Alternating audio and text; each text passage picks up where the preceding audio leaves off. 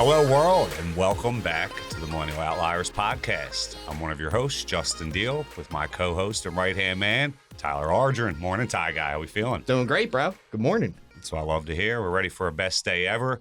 And for anybody who's into the watch game, who's into jewelry, we have a really cool episode coming up for you.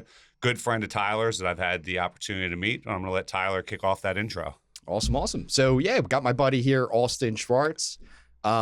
So a little background on how we met each other. So we did, I brought it up on the podcast before, but we did the Goldman Sachs 10K Small Business Owners class. Like I said before in previous episodes, multiple different business owners, all different, different groups of businesses, and from health to insurance like me to, jewelers like Austin, or I guess he was the only one, but retail. Yeah, retail. There you go. But being myself a watch guy, I instantly, when he said what he did, walked up to him, and then from there we kind of talked, pretty much every class.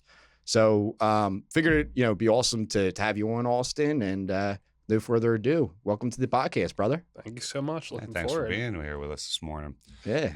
So I want to kick it off with a question because it sounds like we do have a similarity in the way the businesses are kind of structured. So I know it's a little different. I started the business with my mother, but family business. Sounds like your father started the business when you were younger. You've obviously come in and poured some gasoline on it. So why don't you kind of speak to, because I feel like you are kind of the typical way that businesses, the succession plan goes, right? It's that first generation sets it up, kind of gets the momentum going. The next generation, a lot of times, unfortunately, doesn't do a great job of the passing of the baton. But from what Tyler's expressed and just from checking out your social, it seems like you've poured a lot of gasoline on the business. So first start us in the younger days, kind of growing up around the jewelry business, what that was like and what you learned from your father. Yeah, sure. So the way it started, the company is called TNS Diamonds. My father's Tony. My mom's mom, my grandmother, is Nancy, and then my mom is Susan. Yeah. So it was Tony, Nancy, Susan.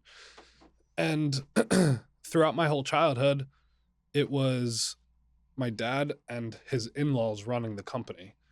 And they had a great thing going. So, when I went to college, I studied finance at Temple, and I was like, all right, this was during high school. This was my mindset. Like, they have their own thing going. I'm going to go try to, figure out what I want to do with my life. And, they already have something going. I don't need to go in on that. But then senior year of high school, my parents split up, and then my dad got a little crazy, fired his in-laws. And then when I went to college, during the whole college years, I would watch like the business kind of decline because, 20 years of him running the business with two other partners, and then he couldn't really keep it up himself. Mm-hmm. So that's kind of what sparked me to see the opportunity to kind of go in and be like, all right, he really needs my help now. This is actually a great opportunity. I studied business. My dad needs help with his business. Let's see what we can do with it from there. And then when I graduated college in 2014, I went to diamond school. That was just like a 3-month program where you just study diamonds, so I can kind of know a little bit more what have some sort of degree that relates to the field. And then in 2015, I kind of just started building our online presence. Before going super deep into it, but just to give an idea, when I first got to the company, we were 95% in-store and 5% just like some stuff on eBay online. Mm-hmm. But now, fast forward to today, we're 95% online, 5% sales in the store. Love that. Yeah, it's awesome. So, okay. So, you started, with the name TNS Diamonds, right? What did your dad bring in like the whole watch idea, or was that more of you? He always liked watches. I would say, like, before it was maybe like 60-40, 60% jewelry, 40% watches. Okay. And to sell jewelry, it sells a lot better in the store. In person, so yeah. Yeah, like, back in the 90s and the early 2000s when they were selling, all of the purchases were people walking along Jewelers Row where we're located. Right. But yeah, I just like watches more than I like jewelry, so I've kind of just been transitioning us toward that. Yeah, I mean, that's really cool because it's something you're passionate about, right? So, and we talk about it all the time on here. you got to do stuff that you're passionate of. And if you're not passionate, with jewelry, but you are with watches, you kind of pivoted and, focused on the watches. And to your point with the online thing, I definitely see that because, you could look online at like diamond rings and stuff. It all looks the same, really. Yeah. But you go for watches, especially with the watches that you're selling, Rolex, APs, all that stuff, Royal Oaks, it's they're harder to find and stuff. So looking for like a whatever Starbucks sub or something, whatever it is, you can't just walk into a store and kind of find it. Whereas I go on your website, monthly and look at the inventory, and it's like, this is what he's got right now that other stores might not have or probably don't have. Yeah. Yeah. I was just saying, most importantly, I think time is money, right? So I think that's why it's a good thing. People who like watches know exactly what they're looking for. So rather than walking up and down Jewelers Row, asking the question, being defeated, it is nice to just be able to go on the website and say, oh shit, could they do have that in stock? Like now I'm going to pick up the phone, I'm going to make the call, set the appointment. Yeah. And also watches are kind of like standardized pricing. You can go and shop online so people can kind of make a decision. Comparing a watch versus another watch, they can be like, oh, that's a good deal. But when you compare jewelry, it's very hard to compare online. It's more subjective, probably, yeah, it's more subjective. And You're looking at the size clarity, of things, clarity, right? Colors, all that stuff, right? Yeah, but but yeah, so watches are just kind of easier to grow an online presence with than jewelry, in my opinion, or at least that's what I've enjoyed more. Yeah. So with the online side of things, because we always want to bring value, to our listeners and talk about stuff that our guests are good at. What made you go to the online route, and was it stuff like you learned? What did you apply to the success? Was it stuff you learned in school, or was it like kind of trial and error, or probably a combination of everything? Yeah, definitely a combination of everything. In the early days, it was finding someone to help build us a website, and me being like a 22-year-old kid out of college hiring some company. It was a pretty difficult process, to be honest. Maybe I wasn't that easy to work with, and it didn't end well. So you guys didn't even have a website when you came in. You like got a website. Like you started everything. It was like an archaic website. The old ones you call it. Like, what is that? Yeah, exactly. Yeah. So we ended up building the website, and then in the beginning, I was the one taking the photographs of all the new merchandise and doing the photo editing and listing it on the website and answering the emails and shipping everything, like, doing everything from A to Z. Sure. Then for me, I would focus on ways that how can we be more efficient and like use our time a little bit better. So I found some program that allows us to, when I list the product onto our website, it will automatically repost it onto a few of the different platforms. So like today, when we list it on our website, it lists on eBay, Chrono24, Bezel, Google Shopping, and a few other platforms.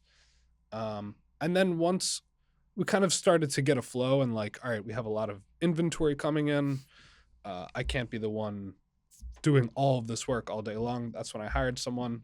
And now his full-time job now is to take all the new arrivals, get them posted on the website. And then that gave me like 5 times more time to spend on sourcing the inventory. So now I spend the majority of my time sourcing inventory, and that's kind of the stage we're at now. I don't know what the next step is. So you want me to just, sorry, do you have a question? Real quick.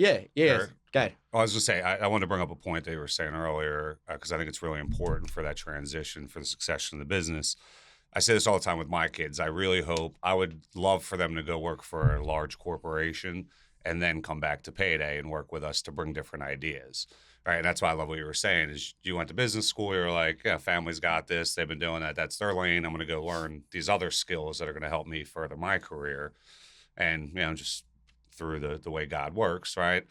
Now you were able to bring all these different skills and things that your father didn't have. Because a lot of times with businesses, I think specifically when people have such an expertise, is like they're good at that, but they're not good at business. Right. They don't really know the numbers, the back end. They're just like, I know this piece, I'm an expert, I know what I should sell it for to have a profit margin, but outside of that, I don't get marketing, I don't really get the networking, the community side, like all these other parts of business.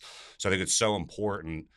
It's cool to grow up within the business so you understand the culture and the backstory and the why, But it's even more important, I think, to bring different ideas, because if that was, you were always submerged in that culture, you wouldn't have, it would have just been the way it's always been, right? Yeah. And you wouldn't have been as confident to go against the grain, which obviously has accumulated a lot of success for you guys. Yeah, and it's always like a grass is greener type thing. It's like when you're working with your very small business, in the beginning was just me and my dad, as opposed to now we have 5 people.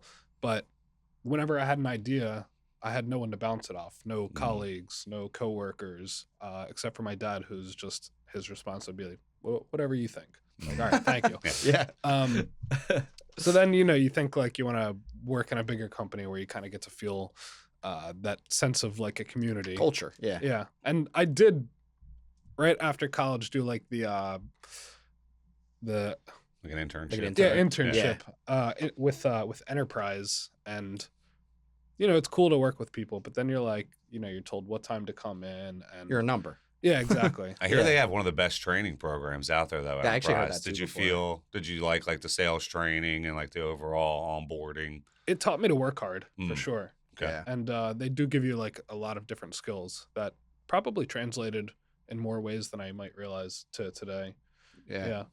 But yeah, it's definitely a grass is greener type thing. Yeah. And one of the things I want to touch on too that you brought up was at first, right? And I think as business owners, all of us have been in this seat where you were doing, from A to Z, right? You were listing them, you were doing this. And then it's really cool that you went to, pivoted into, how do I expand? How do I scale? That's where delegation comes in. That's when you start bringing in those employees, because you're only going to go, in the beginning, you're only going to go as far as you can go. And you're as one person, that's not as much as say 5 people. And then finding other efficiencies in the, technology world of finding that program where now you're not spending, every minute counts, right? That's something I'm always looking at in our processes of, all right, are we doing double entry here in something? Even if it's just 10 minutes that you save doing that, or 15 minutes, that adds up, right? 15 minutes a day, 15 minutes a month, 15 minutes a year. Now you're saving hours of time. And if you have employees doing it, you're saving them hours of time to where you might not need to bring in that 6th person, because you can free up, whatever, 20 hours a month or 20 hours even every 6 months for this other person to have them do, something else. So yeah, I just want to say that really cool that you did that. Yeah, no, I appreciate that. And I mean, scaling in this business is, I'm not going to say it's harder than other business. All businesses have difficulties of their own, but this is like a very trust-oriented business. And us being a small business, we don't have super intricate inventory processes and keeping track of stuff. So like, employees could probably steal things right in front of me, and I might notice or I might not notice. So to scale, you have to be careful. Yeah, you have to be very careful. Well, you got your guy work, like you said, when you brought that up, even in the back of my head, I thought that a little bit. You're like, oh yeah, my guy's now, sourcing it, putting on the website, or not sourcing it, putting it on the website, getting the inventory that comes in. And, I've seen your inventory on your site. I'm like, man, that'd be hard to trust someone that, you got $100K watch. AP. No, that didn't get delivered. I don't know what you're talking about. Yeah. I don't know what happened I to would that. stress, man. If I was you, I'd be stressed out all the time. Yeah, well, thankfully, I trust the employees, and we treat them like family, and we try to make them feel like a sense of belonging. And, I want these guys to stay with us for a whole lifetime. Yeah. But a lot of companies who have attempted to scale, you see them scale up, and then sometimes these companies go bankrupt. And then there's a few of them. Maybe you've heard of Watchbox/Govberg. Yeah. Yeah. What happened with them? Because I went on their website maybe 2 months ago, and it's completely different. Yeah, they had to rebrand to a new name called the 1916 Company. Yeah. Yep. But they're a company that was able to successfully scale up, and they're worth over $1 billion now. Wow. But they do have periods where it's they lay off 25% of their staff. Yeah. And it's damn, that was the market, Yeah. especially in watches. We were talking a little bit before the podcast started, but it fluctuates so much. So I can imagine when it's in a down period, they're like, we're not selling as much as we were, and it's less than what we were selling. Or they probably get caught because of the amount of inventory they have compared to, the normal drawer. They probably have periods where, they bought at all-time highs. They're buying GMTs for 20, 25 grand, and then it comes down to 16 grand. They probably got to lay off people. Yeah, yeah. I mean, I think that they can anticipate that they're going to take losses. Yeah. You know, like I take losses too when the market fluctuates. Right. Everyone will if you're It's like the stocks. if you're really Yeah. playing the game and you're buying and you're holding inventory, you're going to take those losses as well. It's just about making more on the way up Right. than you do losing on the way down. Right. Right. But yeah, companies like that, you know, you aspire like, oh, I want to grow and be like those kind of companies. But then when I talk to their customers, a lot of times their customers aren't happy with like the offers that they get from someone like that. And then you think about, oh, why are they offering so low when I can offer so much more for the watch? And it's just because they have much more overhead than I do. Mm-hmm. Right. So it's like you aspire to be like them, but then you have to increase your overhead and you have to charge more and you have to pay them less. And then it's like you kind of get away from that core value, which is how I built my customers in the first place. Mm-hmm. Right. So it's like, and you lose service too, Yeah. right? Like you go on Watchbox or whatever the hell it's called now. And when you're looking through watches, everything, it's not, you know, I look at them and stuff, but that's also because like I know a little bit about watches. But I also, yeah, I mean, you know, I text you and like I'll ask you stuff, right? So like they don't have that where you can call, you know, go walk into the store and talk through it with somebody and like you know your stuff about watches, right? Like you're going over history. I watch the videos all the time. Whereas, you know, you're going to lose that if you scout too much. yeah. Of course. Yeah, but at the you know to another point for them, like they've done a really good job putting in processes of how to source inventory. Like they probably have so much data and purchase sheets that they could hire you, someone who maybe knows only a little bit about watches, and they're like, hey, if you get offered XYZ watch, you They have, can like, pay a within this program. range. Yeah. Right. You know, for me to build out a database like that, like it'd be very difficult. I'd Yeah. have to hire a team and like start pulling all our data and stuff like that. Right. Yeah. It Whereas- is amazing to see what like the big guys track. We had our friend Ben York on from Robert Half, and I have those conversations with him all the time because they're a huge global entity. And it's amazing the metrics and the things that they measure, right? Because to your point, like as a smaller business, we don't have the time to build out the infrastructure, the resources. It's like, is it worth it? Yeah, probably We not. think. Would we be more efficient?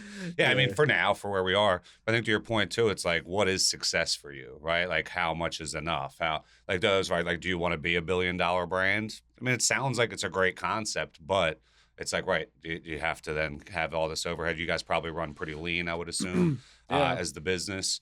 And then it's also like, I know you're a younger guy, but once you start a family, like, do you want to be working 100 hours a week for the rest of your life, or do you want to be able to actually enjoy some of the fruits of your labor? Yeah, I know. I know. You look at like, you know, people at the top 1% and I don't know, through going to some of these networking events, you know, you see different speakers Mhm. Yeah. and like there could be like a 58-year-old guy who has 100 franchises across the US and he's just talking about his daily schedule. He's like, I have this meeting, then this meeting, this meeting, then I have to do that, then I have to travel here. I'm like, damn, you're like near retirement and you're working like Insanely. insane. Yeah. Yeah. But there's other people who have gotten to that same level of success but have created a comfortable lifestyle for themselves. Right. So I guess it's all about, you know, What what you you believe you can do and Yeah, Yeah. finding your harmony. Yeah, Yeah. agreed. Yeah, 100%. So now let's get into those watches.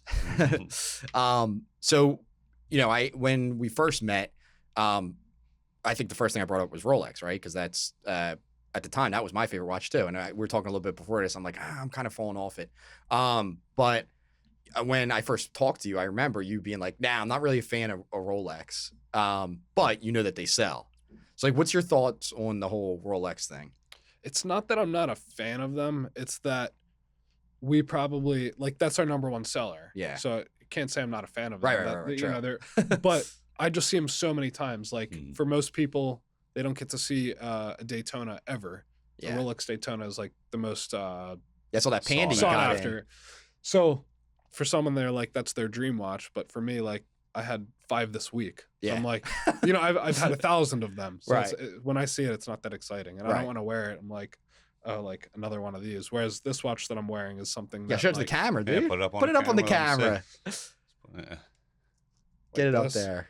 There yeah, it that's is. perfect. That thing's That's a pretty. dope face. Yeah. Yeah, so it's called a awesome. Tripec, and the face is hand painted. They made 25 of them. I think it's really cool. Yeah. Beautiful movement. You can just describe it to Oh the viewers. wow! Yeah. So on the inside, guys, so it's like there's a Exposed on the glass on back. the inside, yeah, so you can see all the mechanisms Gears and moving and stuff. stuff. Yeah, that's Yeah. really cool. But regardless of that, it's just For me, I just want to wear something a little bit different. Like people know I'm a watch guy, so when they see, They can't have the standard. Right? Yeah. I can't just have the same one that everyone wears all the time. But Yeah, maybe if I yeah. wasn't selling them for a living and seeing thousands and thousands of Rolexes, then a Rolex would be a little more exciting to me. So I Right. don't tell my customers don't buy a Rolex. It depends on what you want. Yeah. Some people buy a Yeah, Rolex because like They they're always in want a business setting where they want to, have something that's recognizable. Right. But then as you evolve in the hobby, you start to want different things. Right. And, you end Right, up right, buying right, for right. yourself or to show off to your other nerdy watch collector friends. Yeah. It's like it's cool because the whole watch thing is like a segment of people, right?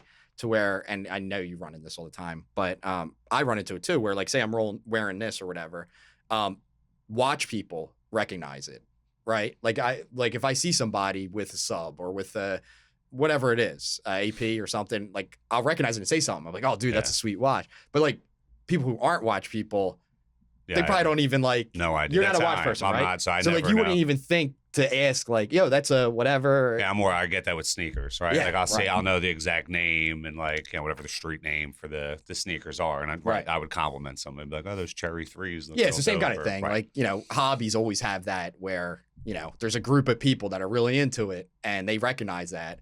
But really at the end of the day, like most people, they don't know what I'm wearing. I know, and it's funny because Yeah. for me, I feel like everyone's a watch person because I spend that's what you all talk to. day Yeah. Yeah. in my watch groups and like everyone knows about watches and they're talking about watches. But then you go out to dinner in a super fancy restaurant and you can't find one person wearing a nice watch. You're like, No. well, I'm hanging out with the people of like much less than 1% of the population. But, 1,000%. Because but that's like 90% of the people I'm talking to. So Yeah. so you're feels used to bigger. it. Yeah, you're do you, used to do you it. think too, like all the, I feel like everybody has these Apple watches now too. Has that kind of segmented part of the market? Because people are like, oh, cool, I can get in super cheap and it does 1,000 things. Where I feel like the traditional watches are like, it's a status symbol, right? For a lot of, to kind of call a spade. Where these, it's just like a convenience piece. So does that hinder business at all or affect you or not really? In the beginning, people thought it was gonna, Hmm. and they're like, "Oh, watches are moving in this more, digital era." But I don't know. I think the brands have done a really good job just keeping like celebrities wearing the watches, Mhm. and it's really influenced the whole media a lot to the point where it doesn't seem like it's slowing down at all. Yeah. Yeah. And it's funny, like when I was first in the industry, I started in 2015. And I feel like for the first few years, most of the clients I was selling to were like between 40 and 70. But now I sell so many watches to guys that are like 25 to 35. Yeah. Yeah. Like So you it's just like- said, the influence marker, right? It doesn't, Yeah. whether you really have the money or not, if you have it on your wrist and you can afford to buy that, at least for now, that again, it gives people that feeling of status so they can, rent the Lambo, buy the Rolex. And they're like, Yeah. oh, look, I made it. Right. Like social media, I can stunt now. Yeah, I know. I don't want to support that like flex culture. Yeah. Yeah. Yeah, I think a lot of it too though is like for me, for example, mine like this wasn't a flex as more of a I think if you're a Well, an watch investment for you. well also though I think if you're a watch person or if you're influenced by your parents who are like into watches maybe like my dad's a big watch guy. I think, when the whole Apple Watch thing came out, which I have one too, and I talked to you about it. But I think like if you grow up in that hobby or anything like that, like I think you recognize watches and stuff like that. And there's something about not having, like I go back and forth and there's something about not having something ding on my wrist, like 24/7, because I'm getting like, I probably have 10 text messages right now about like business and stuff that it kind of stresses me out. And when I wear it, I notice that it does stress me out a little bit. I'm looking at like, even because I go back and forth, like sometimes I'll even do it with this. Like I think that it's dinging. Hey, like, is my wrist vibrating? Wait, no. I swear to God, like I do it. I'll do it like once a day when I first go back to it. Cause I'll go like 3 days on with that and then back to a watch for like a week or whatever. And for that first day, like, it's like, must be in my brain. Like I feel it's vibrating, but obviously it's not, I think people don't know this, but I think watch dealers might get the most phone notifications of any job. I'm arguing that. Maybe someone will drop a comment and like be like, "Oh no, this might get more." Yeah. But the way it works is for me to source watches, I have to find a very good deal. And if it's a good deal, it's not going to last very long. And there's tons of watch dealers. So someone's also trying to find that good deal. So the way to find the good deals is you're in all these different like WhatsApp groups. There's like 100 of them, and they're like probably Discords too, right? And stuff like that. Telegram and Facebook as well. Okay. And each group is ringing like 100 times a minute. So like, you have to mute lots of them, but then some of the groups that you leave live are the ones where I've been like, oh, like these groups tend to generate good deals once in a while. So I kind of just have to leave the messages dinging all day long, because if that one good deal pops up, I want to be able to be the first person to see it and say, hey, I'll take that watch. That's interesting. What type of people are in there? Like watch dealers. Oh, yeah. Okay. And some of them allow retail clients, but like retail clients who want to be more involved in the watch Want to start like community. flipping or something like that. Yeah, or, stuff They're like probably looking that. for very specific stuff, I would assume, too. Or just they're hobbyists, so like they want to be more. There's like dealer only chats, but then there's also like there's a Facebook group called Moda Watch Club. Are you on that one? No, I'm not, but It will be today. I will be. Yeah, you will be later. I will be. But they have like over 100,000 members, and Wow. it's just like lots of dealers, but the majority of the people are just retail consumers. And Yeah. it's like another place to buy a watch. It's instead of eBay or Chrono24 or like just going on Google, it's like a little bit more personalized. You see who's listing what. And then there's chat groups off of all of those. But like, I was gonna say, quick question, and it's definitely like out of ignorance. So with like the Rolexes and things like that, is it like kind of the high end fashion stuff where they release only so many, and that's kind of why they become more valuable? Is like once this Daytona is released, there's only 10,000 of them, so they're not going to make more? Or do they kind of re-release like sneakers at times? Like how does that work within the market? yeah, so they're not actually limited to numbers. Okay. I think the supply is just low, whether that's done on purpose by It's a them, little supply demand play on their behalf. or they're actually, limited by how much they can manufacture. Seems to remain a secret. But like, if you go in and you're able to buy the Rolex Daytona, just like the one we were talking about earlier, the stainless steel one, it retails for $15,000, and you can walk out and you can sell it to me for $30,000 that day, and I'll go and resell it for like $32,000. Okay. Yeah. And their Rolex, especially, probably out of all the watch brands, and you could correct me if I'm wrong, but they're like the best marketing company from, doing the whole supply and demand thing. It's just like Jordans, right? Yeah, makes where they're sense. like, oh, we're coming out, with a release on Tuesday or whatever. And then, they're not kind of doing it. Now it's a little different in that they're probably still manufacturing. But like to Austin's point, on that Daytona, example that you gave, I can't walk in there and just go get a Daytona for 15 grand. You know what I mean? Because they don't offer it. They only offer it to certain customers. I mean, They you're a only prime get it for example. You went in, Yeah. you bought a Datejust, which is like the entry level, but you've been trying to get a sports model that you want. Yep. And how long have you been trying? Oh God, since we met, right? Like, so probably before that, 6 months before that. So what, a year and a half, 2 years? Yeah. So Yeah. that watch retails for like 10,000, but on the secondary market, if you want to get it from someone like me, it'll cost 13. So someone like Tyler might just be like, I'm sick of waiting. Let me just go get it from Austin. I'll pay the $3,000 extra, and I'll get what I want, and I don't have to, deal with these authorized dealers anymore. Yep. Okay. Yep. But Now, do you? I've noticed in some of the jewelry like trends now, especially on social media, everybody's doing these like coin flips for like a little higher, a little lower. Like, do you do anything like that to entice, or are you kind of like price is the price, we're firm? no, if they want to do a coin flip, we can get a coin flip going. I think that's such a genius. Like, it's just like, why not for like $100 higher or lower? Like, It's actually seems very- like a cool risk. It's very old school. Like Okay. my dad was doing that. I've seen him do that in person since I was a kid. But So excuse my ignorance. I'm not always on social media.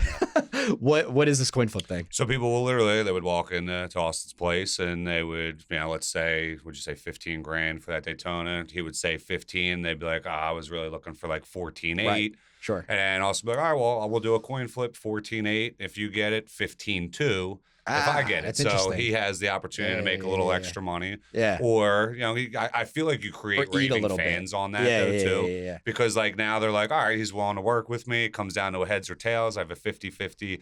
And it's depending That's on. kind of cool. I'm sure he could probably be gambling. smart and Yeah. create a little weighted coin if he wanted to. Maybe play it. Double heads. Yeah, the one's just like a few grams heavier, so it should get that roll. But, Get 'em every time. Yeah. No, but there's like some TikTok channels that do that. I don't know if you saw like Moses. That's why I wasn't going to drop yeah, yeah, anybody's yeah, name. Yeah, absolutely. Moses the jeweler. That's Moses one of the guys. jeweler, Yep. and a couple of them do it, but yeah, some of them will get crazy. They'll be like 8,000 or 12,000 coin flip. Let's go. wow. Let's go. He has And then- people that just come in to do it yeah. for money. They're like, I don't even want to buy anything. What, can we coin flip for like a G or $500? And you probably get views too from it. 100%. It's Yeah, just, yeah, again, yeah, it's a yeah. cool, different marketing like gimmick. Right. Yeah, Right, and right. I get customers from social media, and these people also follow those people naturally because, like, if you follow me in the watch industry and jewelry, Yeah, you're following industry, those. Yeah, the Yeah, follow algorithm's them going to too. throw them that way if not. Right. And I've had customers come in and be like, I kind of just want to go up to New York, and whether it's a good deal or not, I just want to do a coin flip with Moses. Yeah. Yeah. They're just like, Yeah, they yeah, just want yeah. to go and have that experience. They don't care Right. if it's a good deal or a bad deal. They Right. just want to do it. Yeah. Right, from the marketing end. Yeah. Yeah. Yeah, well, it's working then, I guess, right? Yeah, that's why I figured I would ask. It seems like kind of a like, why not? Yeah. Because it's not like you're Yeah, taking yeah, these yeah. huge losses, and it's sometimes you're going to get a little bit more Yeah. profit on it. But I will say that those guys, their videos are more entertaining to the general public than mine are. Like you go there's two channels. There's Vukum. There's a few of them. Yeah, there's Vukum and I'm there's on Vukum. Moses. And you Yeah. go and like you get to see the live negotiations and the coin flips and like The you know, deals they get and the stuff wheeling like and that. the dealing yeah. and stuff like that. Yeah. And anyone, whether you're into watches and jewelry or not, you're gonna be entertained by that. Yeah. Whereas the videos that I'm producing are more so to like inspire trust in people, and we show the process, and I talk about the trade deal, and I show the transparency of the deals, and Yep. Informational I go Yeah. into the knowledge of the watches so people know background and stuff. that. Yeah. So I will say like the videos that I make probably get less views, even though they do pretty The one well. got, dude, was gonna I say, saw like some 300K and right? stuff. I was like, Yeah. whoa. Light flex. Yeah. Yeah. Yeah, no, we've been they've been been viral, doing right? yeah, Yeah. they've been doing really well lately. But maybe we'll get less views, but I think like the kind of customers that I get out of my videos are going to translate be- more to business than, getting Yeah, more 10 higher million, levels. 10 million views of, Yeah. probably 10 million of those people, aren't going to buy a watch. They're just like, this dude's funny. Yeah. Well, even I learned from your you were showing, I don't know if it was gold or rose gold, that AP the other day, that you'd like just how like kind of elastic it was, right? Like the one kind of sat up when you put it Yeah, down, guys, where the look at other the one lean, dude. collapsed. and- Like Like how those are- strong the band is. Yeah, Yeah. it's like I'm ignorant to it. I'd be like, oh, I guess that's just what watches do, right? It just Now folds you got to look, when you you got to lay look it at down. that. But like to your point, it's educational for folks who are totally Yeah. ignorant to it. To me, because I would walk into a store and if I didn't know any better before that, I'd be like, oh, cool, like that watch Yeah, looks you would good. have bought it. Yeah, But that's why when people come to me, they're like, "Oh, I trust this guy to Find the right one. to know that." And if it is in bad condition, he'll tell me. If it is in good condition, he'll tell me. But Yeah. at least he's not gonna just like try to sling it to me. yeah. Right. Right. Um, So go into a transition, which would play, right off of what we were just talking about. In that Goldman Sachs class, one of the things that we went over was negotiating, and that was like your thing. And it did spark a little. You posted a video not too long ago, and I think it sparked a little controversy because I remember you saying, I think in the video, or you did another video after talking about that. And in your business, it can fluctuate a lot, right? Like you might be able to sell a watch to someone for 15,000 when it's really worth 13,000. But if you get 15,000, you get 15,000.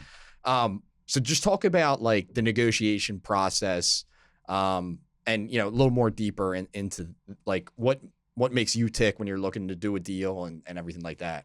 like you want to know what the Just like kind of you negotiating, like how you do it. Do you have like a profit margin kind of That you're trying to that's hit? like your minimum? You're like, I can't really take anything less than this. And Like, I think it's more on your side because, like you said, you're putting them online. The price is what it is. It's more on your side probably when you're buying stuff, especially when people walk in the door. So like when you're looking at something, right?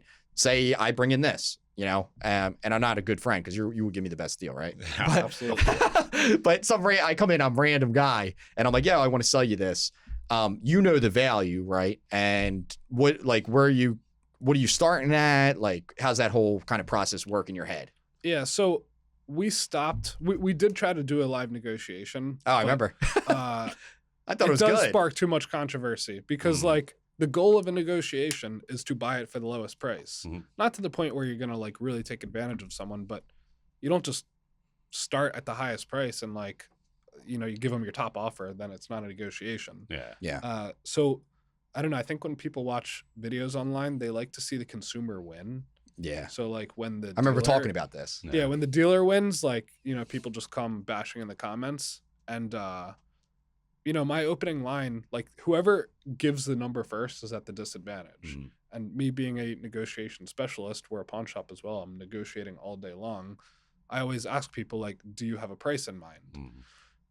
And that way, if they give a price that is lower than what I would have came out the gate with, then, you know, that could be a win for me. Right.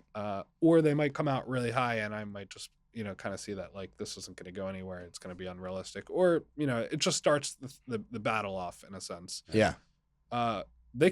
The smart move by them would to decline that. Be like, no, I'd rather you give me an offer first. And I won't be like, Write no. that down. Like, I still will. Yeah. But my first tactic is always to be like, what price are you thinking? Yeah. To try to, like, bait them into giving me a number because that's in my advantage. Right. But yeah, when we were doing videos on that, You got some feedback. yeah, people are like, oh, why are you asking him for the price first? Like, you're the specialist. I'm like, it's a negotiation, and that's my tactic. Yeah. Because if they give me a low number, I'm saying yes right away. Yeah, right. If they realize, you know, there's probably nothing worse that. than you saying yes, I'd be like, oh shit, I went way too low. If he said yes that quick, Yeah. he didn't even counter. Yeah. And I won't start people off with a low ball. The only time is, like, sometimes someone has a very oddball item where it's hard to put a price on, and when they won't give a price, I'm like, sometimes you do have to give a low ball because you're not even sure what is a safe offer on it. So you'll just be like, oh, like, I don't know, could you do 5K? And then you just kind of see what they respond to that. Now, do you use them negotiation skills like when you're shopping or like when you're, you know, when you're doing your own thing? Yeah, I mean, I can't buy anything retail anymore. I've been it's ruined me. Full price is whack. So do you do it? Like when you right. walk into a store, like will you tell the guy, like, you know, like I'm like, can I do it like in these situations? Like, obviously I'm not going to do it at like Macy's, but like, you know, whether it's a jewelry store or like a car or like something like that. Do you use those skills, you know, during those times? For sure. I mean, it never hurts to ask. Not to the point where it's like cringy. Right. You know, you don't want to be seen as like this like cheap person or cringy, but if you can do a little negotiation, you do it. But I don't know. I kind of feel bad. Like me and my wife and I went on a vacation to, like, where'd we go? To Bali. And out there, everything's a negotiation. Absolutely. Yeah. You're just owning people out there? No, honestly, it's kind of messed up. It's like they're selling T-shirts on the side of the street. Yeah. And they ask you for, like, what translates to $5 or something. Yeah. I'll give you one. And like I'm out there trying to negotiate them down to like $3.25 just to like for the sake of doing it. Yeah. And I don't want to be taken advantage of like in their own currency, even though for 75 cents it doesn't matter. It doesn't mean nothing to you, but it's more for like a moral type. But then I question myself later. I'm like, that's kind of wrong. Like I should have just, you know, yeah, when we travel, I'm just saying my wife will always, she's like, why don't you counter them? I'm like, this is a third world country, right? Like these people are struggling. I respect the hustle, so I'll pay the $4 that, you know, in New York would have cost us $25 for the same T-shirt. Right? But Probably then 30. on the counter of that, like I'll beat myself up. Someone on the side of the street was asking $10 for an item, and I think we ended up buying it because like my wife was giving me shit about it. I was like, all right, fine, we'll just, you know, like you want it, all right, we'll give him $10. Then we walked into like a beautiful retail store. And the same item in there where you can't negotiate in the store was like $6. And I was like, you see, that's why I got it. He bought it there. He took it to the side of the road, put his markup in. Yeah. No, he didn't take it from there. He would have sold it for less than that store. Like you could have gotten that guy down to $3, I bet. Yeah. 10. And I'm beating myself up over the $7. Yeah. But it's just like it's more about like, you know, the way it makes you feel. Yeah. 100%. Now, how about Austin? What what's one of the more like either unique or rare or super expensive pieces that have like, you know, come across your desk, so to speak? It kind of depends what people are into. It's always a tough question. People are always wondering like, what's the coolest item that you've come across? But as far as just from a dollar standpoint, it's probably two of them come to mind. One is like a Richard Mille, which was like $270,000. Choo. Damn. You find a buyer for that? Yeah, Wow. Ish. What's the most expensive piece you guys have ever sold? I think that was it. Okay. Yeah, That's wild. Yeah, I mean that's a house on somebody's roof. Yeah, I know. It's not That's too wild. shabby. Yeah. yeah. That's crazy. Thin margin still at those price points. Was it like, were you making 5,000, 10,000, or like 2,000? No, that was probably like 10,000. Okay. Okay. But you know, you're the you're risk. yeah, it's a lot of risk. Yeah, I the mean, risk is You're there. just holding that. You right got it. You now. got to make more profit on those types of items because, you know, just the risk. Like you might Yeah. not find a buyer for how long? Like who has 270 to throw it Well, away? no, if I was there's a difference between stocking an item Mm-hmm. and sourcing an item for a customer. Mhm. Like Okay. if you told me, "Hey, I want this Richard Mille, I'm willing to pay 270," and I found it for 260, I'd be like, "All right, cool, I'll get it for him." Yeah. Gotcha. But if someone was offering me this $270,000 watch and saying like, "I want to sell it," and I didn't have a customer for it, You're declining. no, I wouldn't decline it. Okay. I would still buy it, but I would have to buy it probably for like 200 Mm. Mm, and then hope to sell it for like 240, say. gotcha. You know, like I'm not Right. gonna make a 5% margin on an item. Something like you're that. holding. You got to leave like 15% on an item you're stocking that like is a little volatile and you're not sure how long it's gonna sell. Right. And Right, how right, like right. how long do you hold like average inventory, and then how often are you buying? Yeah, well, I mean, I'm buying all Every day, day. every day. Okay. But you know, like the Rolexes that you know are that you know will fly off the shelf. You can work on thin margins, like $500 to $1,000. Okay. But on the more unique watches that you think could sit for 1 month or it could sit for 6 months, you have to build in a little more margin. You kind of just like develop a gut feeling for things Mhm. over time, but you're like, all right, this is going to sit for a while. I want to make sure to leave this amount of margin. And sometimes you're right. And other times you're like, I probably paid too much for that. It's here Mhm. a year and a half later and you try to sell it at a break even or even Yeah. a loss or like a very tiny profit. Make Right. that little mental note for the next time something Yeah. like that comes around. Yeah. Not even that. It's like each of the watches are kind of like fishing hooks, you Mhm. know, and it's like you just like are throwing them all out. Okay. And some of them catch a fish and some of them don't. Right. Right. Love that. Now with the to kind of switch gears a little bit because you brought up the whole pawn thing that you guys do, and I actually completely forgot about that side of your business. Can you go over a little bit about that side of business? What did your dad start that part, or did you bring that in house? He got the pawn license when I was in college. I think that was like how I mentioned how he was running it by himself. So Mhm. that was like something that he thought was going to be a good idea to bring in to help business pick up a little bit. Yeah, bring in Um, more revenue and everything. But for people that aren't familiar with what a pawn loan specifically is, it's when, say, you have an item worth $10,000 and you need money in a pinch. You can't just go to the bank to get it. Yeah. You would go to a pawn shop, you'd give them your $10,000 item, and they would give you a $5,000 loan. So we would give someone a $5,000 loan and take their item, which is worth $10,000. Yep. And then they pay us 3% interest per month to pick it back up. So if you do over a year, it's 36% a year, which is a great margin. Oh yeah. Yeah. And the goal of the pawn shop is to give as many loans as you can. And we let people not make any interest payments for 6 months to kind of like give an incentive to Pay it. to let the interest build up. You don't That's like force the them to- whole store credit card thing. It's Yeah. like 12 months no interest, but then you get banged with the original 30%. interest. I tell them, I 13. mean, each month is 3%. Yeah. But like, I don't want them Yeah. to come in every single month to make small payments because we try to do higher value loans, but sometimes you give someone a $100 loan, which I Wow. try not to do. Yeah. What are they giving you for $200? Like a An gold Xbox? ring. Yeah, No, yeah. we don't do electronics. And is it all Gold. jewelry? You guys aren't like the Pawn Stars where we're taking like guitars and World War II I artifacts or will what? buy that stuff. Okay. I'll That's buy kinda anything that I think is cool. I mean, if they walk in with a really cool, I'm into music, so like if Okay. they come in with a really cool vintage Gibson Mhm. guitar, I'm not gonna turn it away. I'll try to buy it for a price that I think is fair. Okay. But as far as pawn loans go, I won't give pawn loans on items that require lots of research because Okay. for 3% interest, it's just not worth to. The time. Yeah, Yeah. And is 50%, is that like the average going rate for whatever the value is? That's what the loan would equate to? like I try to cap it off at 60 because the Okay. way you have to look at it is they give you an item and they don't have to pick it up for 6 months.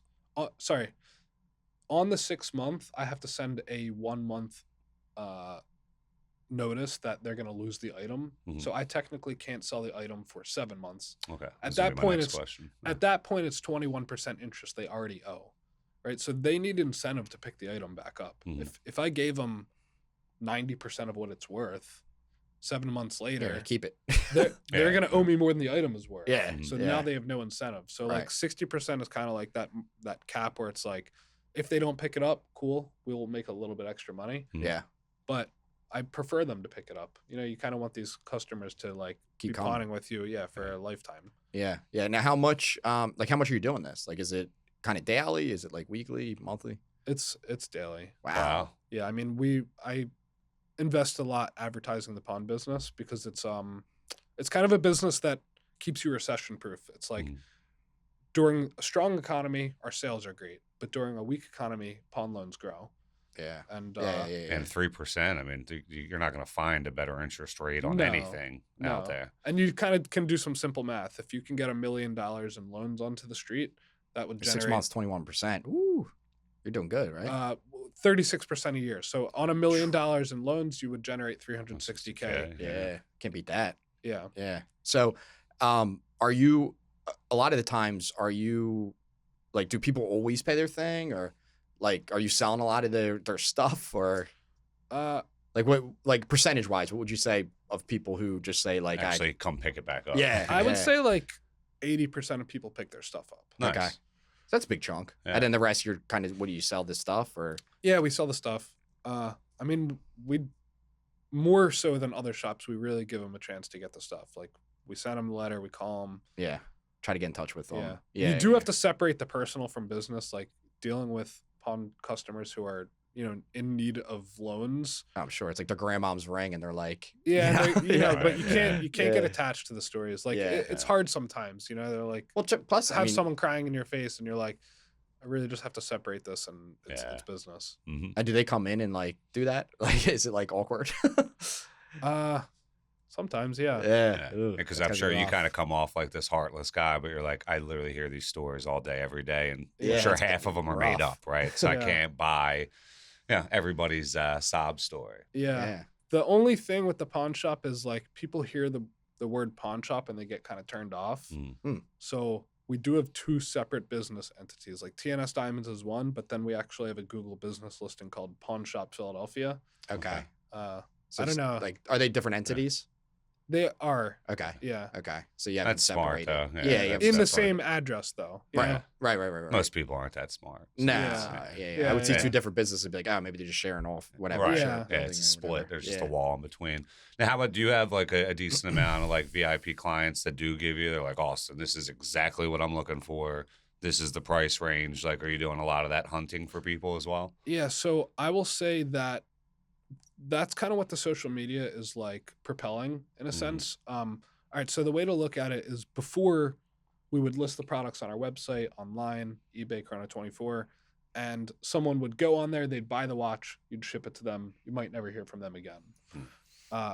But with the social media, when you put these videos out and people find you, it's like the person who bought that watch online might have just wanted a nice watch. They bought it one time purchase and they're good for another year or 2 till they want another watch. But the people watching your videos online, these people love watches so much that they're spending their free time watching videos about watches.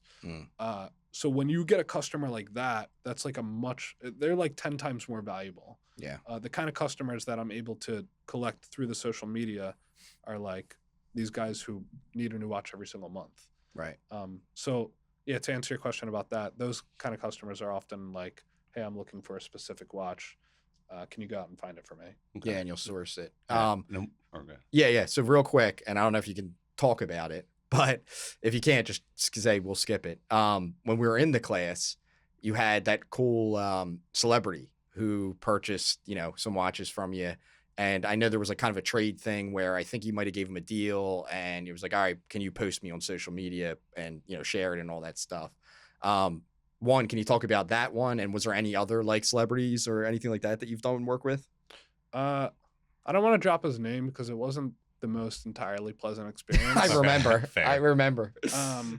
But I'm trying not to get into the celebrity world. It's a different world. That's like more.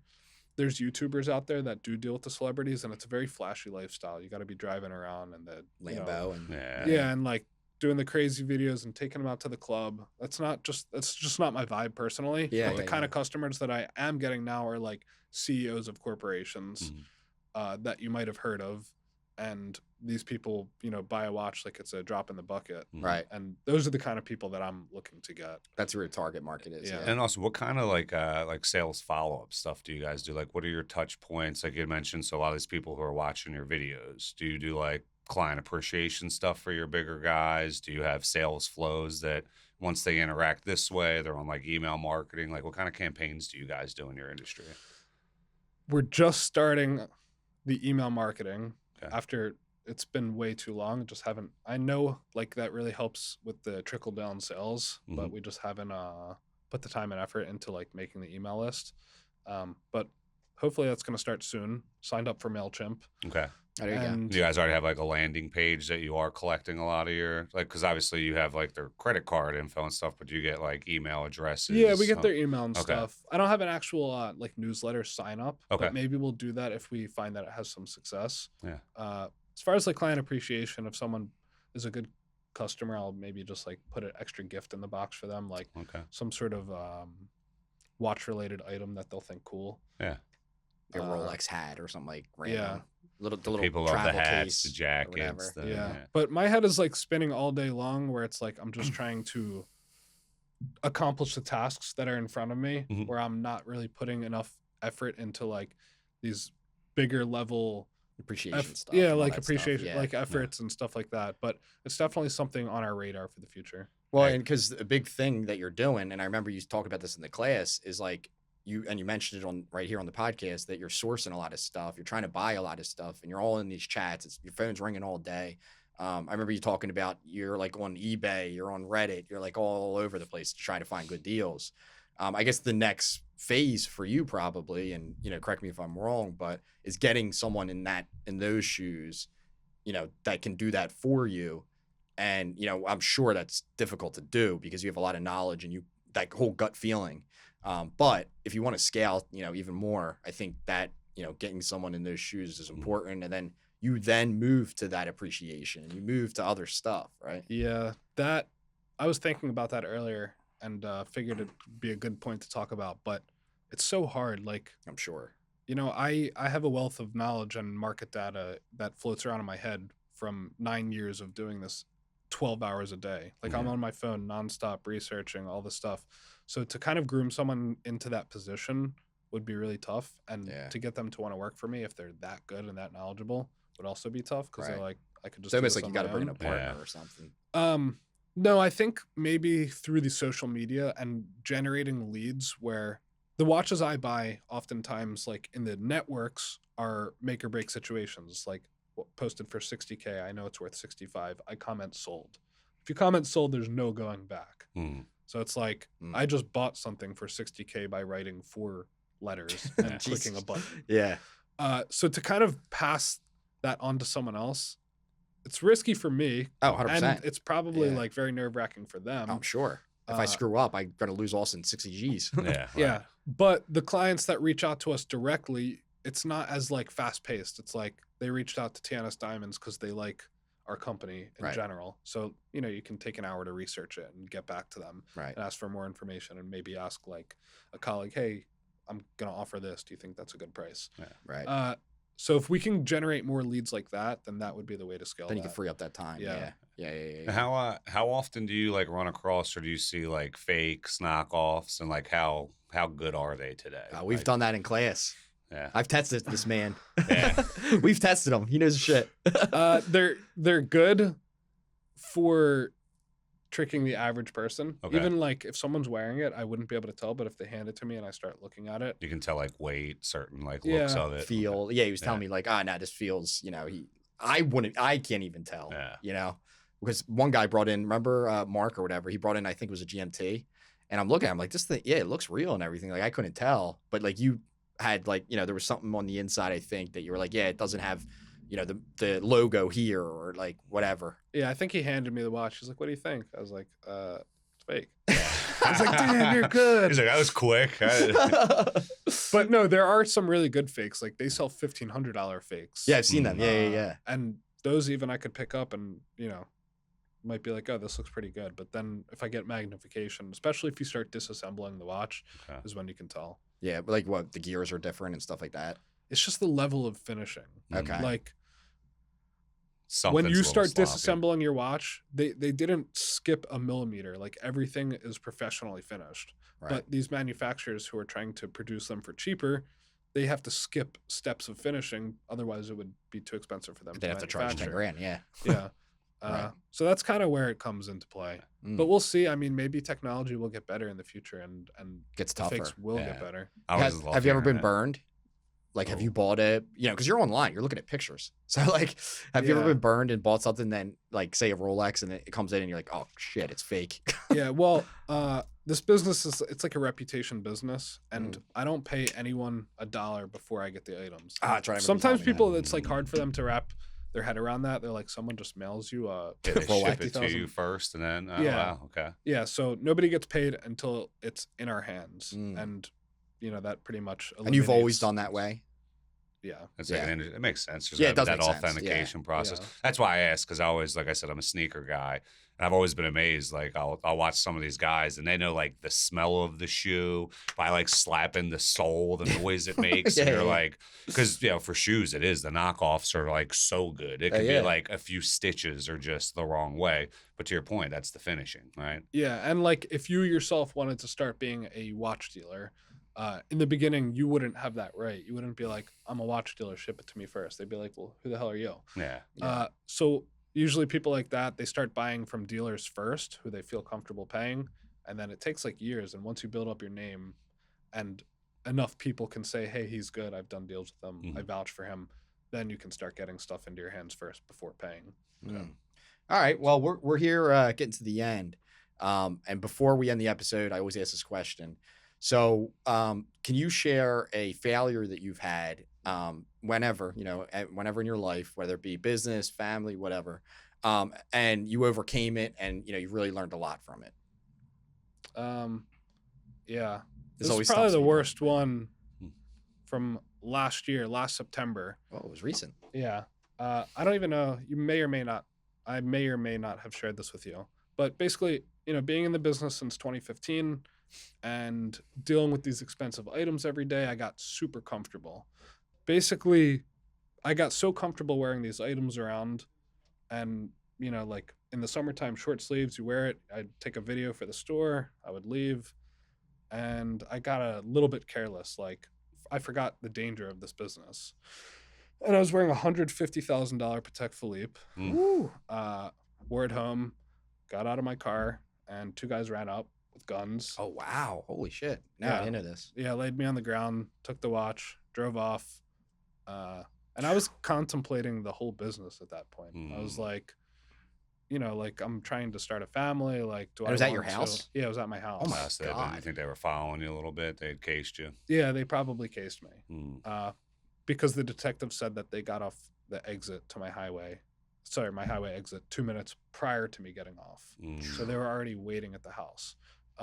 But like it all could have been avoided by me being a little more aware of my surroundings, like not wearing expensive watches outside of work when I'm kind of like a public figure at this point in the watch world. So I mean that thing brought a whole bunch of lessons, but now when I drive home, I take 2 laps around my neighborhood. I have a small neighborhood, fortunately, so it just takes an extra like 1 minute. And don't wear the expensive items. Different routes, and just a little bit more cameras prepared. And stuff. I hope. Yeah, we installed security stuff. Say you licensed to carry. That might be the next. Yeah, you might want to strap. Yeah, well, I'm in Jersey right now, so I had to leave the gun at home. Oh, you live in Jersey or not? I know. No. You're We're saying here now. at Oh, you don't have it now. Gotcha. I couldn't drive the gun from Jersey back to work. But yeah, that was like you know, That's a wild. life Yeah, that's changing. scary, man. Yeah. I think you take the cake right now. That's it's definitely wild. the best one that's been shared. That's some real life changing shit right Yeah. there. Yeah. So I mean, you know, and I was only insured dumbly outside of the store for $35,000. Yeah. So I mean, $115,000 loss, and Oh man. you know, I got away with it with my life. So Yeah. like, Oh, most, yeah, most 100%. valuable God. part, no doubt. and Yeah. I'll never forget that. You know, the feeling in the moment, everything, and like how to prevent it from happening in the future. Man, Yeah. that's crazy. Wow. Awesome. Well, Awesome that's story. the mic drop right there, Yeah. Austin. That was it. Well, you want to sign us off here, Justin? Friends, as always, we hope you enjoyed this episode and have the best day ever. Best day ever, fam. See y'all next time. Thanks for having me.